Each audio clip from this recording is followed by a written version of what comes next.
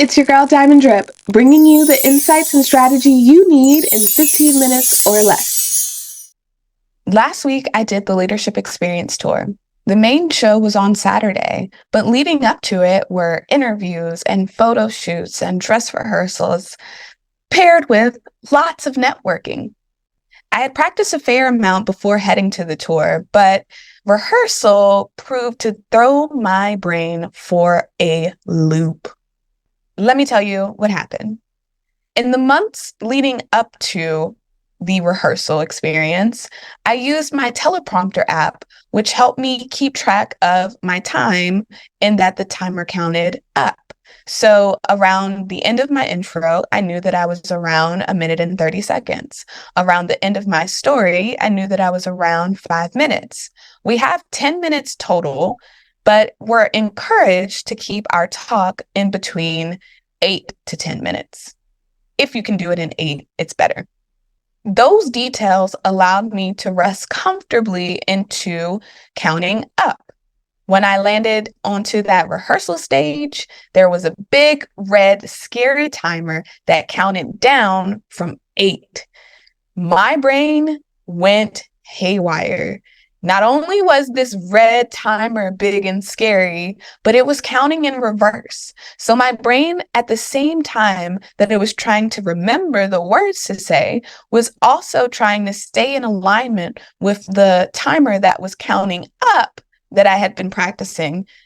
When I say that my brain shut down, it feels like an understatement. My brain went completely black, so much so that every word I had ever learned ever in life went away from me.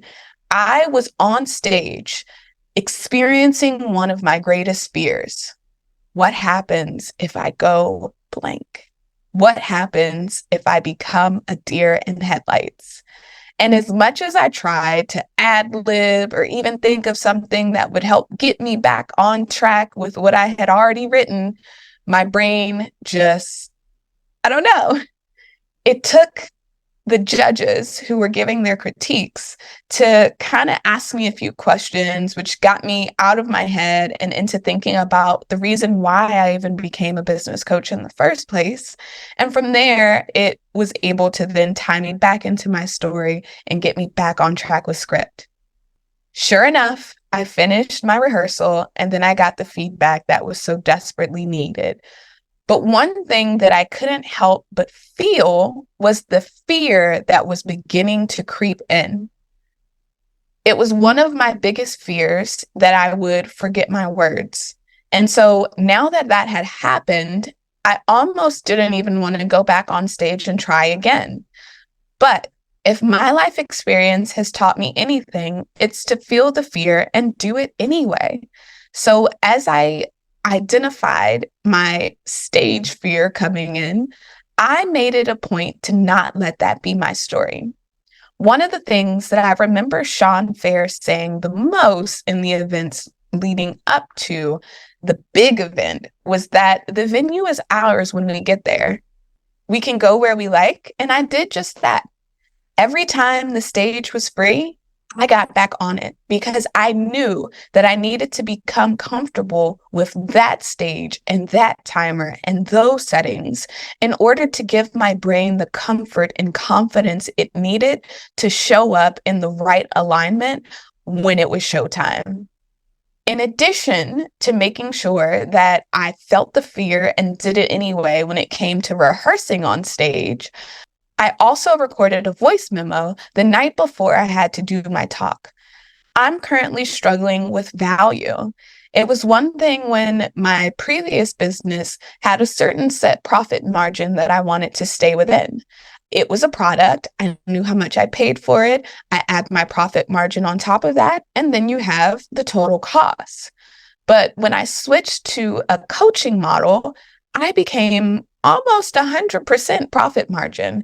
Of course, I have softwares and technology that I use to help me do the job easier, and then I have my team. But at the end of the day, it is no product as such. It's me and the knowledge in my head. And my brain also went haywire with that.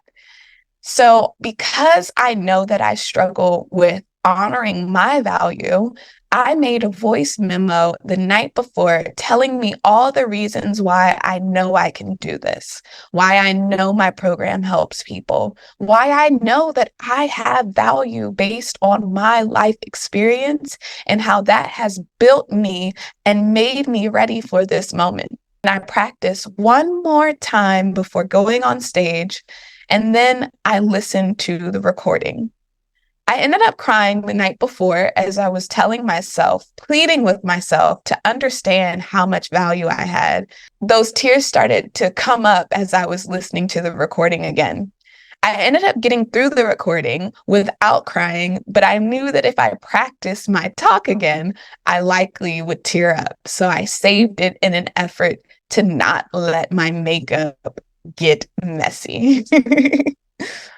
Fast forward about a couple of talks after I listened to the recording and did my final run through, it was time for me to shine. And I can honestly say that I crushed it.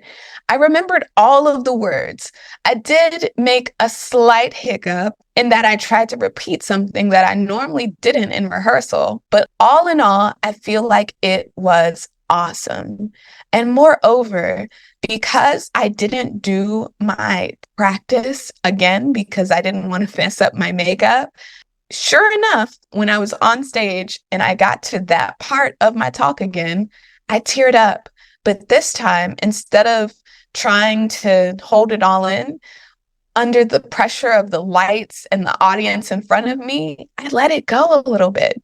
And honestly, I think that it helped me more. For context, this is the part of my talk where I was talking about how, for the first time in my life, I felt genuinely happy to be alive. And I remember that moment on stage as I was recalling the moment where I kind of knew that my depression had been healed. That emotion is what showed through on stage. And that was something that I never would have expected to happen on stage, similar to me blinking in rehearsal, but it ended up making my talk that much better. I kind of validated my mantra of feel the fear and do it anyway. Because if I had felt the fear and I let it hold me back from practicing, from getting on stage, from recording the voice memo, because I knew that I needed something outside of myself to remind me of my value, without all of these things in preparation to feel the fear and do it anyway, I wouldn't have rocked it on stage. And if you take anything from this podcast episode, just know that on the other side of fear is greatness.